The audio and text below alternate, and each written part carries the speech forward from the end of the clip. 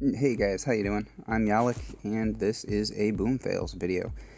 To be honest, I'm fully lit for a map clear, so this base is going to be, this is a bit of overkill.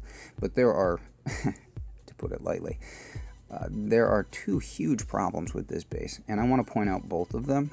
The first and biggest one that I would notice, and as you see I have warriors loaded up, is that this guy has no continuous damage towers near his HQ. For me, this is going to be a one shock rush, which would go on this shock launcher down here. I'm not really worried about one hitters, and I'm not really worried about these splash type defenses because I'll just medkit through those instead of one medkit, probably two. So this is just a very, very easy warrior kill. Probably going to be an easy kill for anybody. But also, so continuous damage around your HQ. Flamethrowers and machine guns, and they should be, if it's a machine gun near your HQ, it should definitely not be touching your HQ, because you'll notice that a machine gun has that tiny blind spot, one tile all the way around. You can see a mine is one tile, so there's a one tile radius where it can't see anything. So if you put a machine gun right up against an HQ, then it's not going to be able to see part of the HQ. So especially for warriors, which is what it is intended, one of the things it's intended to defend against, you want to move it back a little bit so it can see all the warriors. And that leads to second point, which is also you could put a flamethrower right up in HQ. It has no blind spot, but you still don't want to do that, and here's why. Let's back out for a little bit. This guy has a huge vulnerability to tanks, and if I notice that, then it's got to be really bad, because I'm not a tank user at all. So first of all, I say vulnerability to tanks because all of his high value defenses for warding off tanks are right in this area. And if you look, like, these two shock launchers can shock together, which is bad. You're sort of like giving your opponent extra GBE as he tries to defend you. Rather than trying to have to shock two things, he's only having to shock one thing, right? Where'd my pen go? Oh, down here. There we go. So yeah, those two things can be shocked together. One good shock right about, let's say, here-ish, if you can see that. And you can easily collect those two under one shock.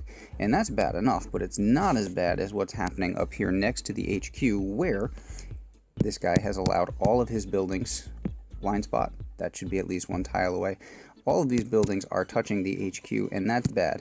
Not just because this has a blind spot. Actually, its blind spot looks like it's 1, 2, 3 tiles, so at least that far away from the HQ. But also not touching because of this. When you cluster all of your buildings around an HQ like that, touching, a shock has a little bit of extra width compared to an HQ.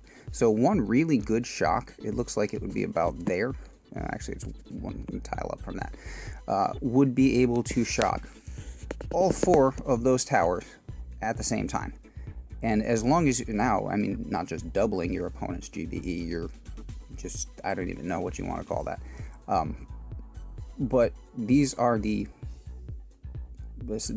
here 4 of the 5 towers that you would be worried about if you were a tank user, and they are all easily manageable with cheap, because of the tribes, very cheap shocks. This is a base design that's not really standing up to anything. I don't know what this person was thinking.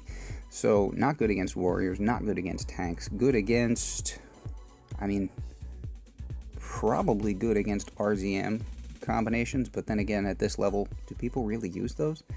Not in my experience, but because he does have all of the continuous damage up there on the beach, I mean, you'll get lit up if you spend much time up there, but luckily we're just going to smoke past all that. So let's dispatch Mr. Piratia. Maybe Miss, actually. The A ending means it might be female.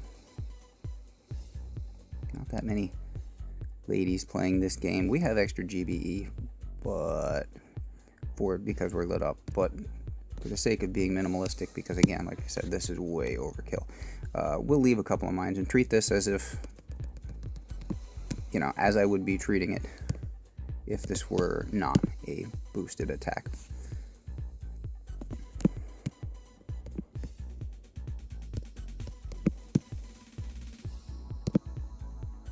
So yeah, I mean, once my warriors get to the HQ, that's really all you have to do here. If you can manage one shock, and I think you can manage one shock, you're golden. And then that splash damage is going to kick in. We'll see how we're doing with the one med kit, and that's plenty. So down goes Piratea, just like that. You have to be aware that people are going to smoke past your shore, and you have to spread your towers around accordingly, because if you put all of your towers of one kind in one position, it doesn't matter what sort of strategy they're using, people are going to skirt you. If you put all of your boom cannons on a beach, a tank user is going to try to find a way around and just get around the back of them. You can smoke tanks, that's quite possible too. So just being aware of spreading your different towers around, keeping your continuous damage and your splash damage and your big one-hitters all sort of mixed, and definitely not allowing your defenses to touch your HQ like that, because you see why that's a very bad idea.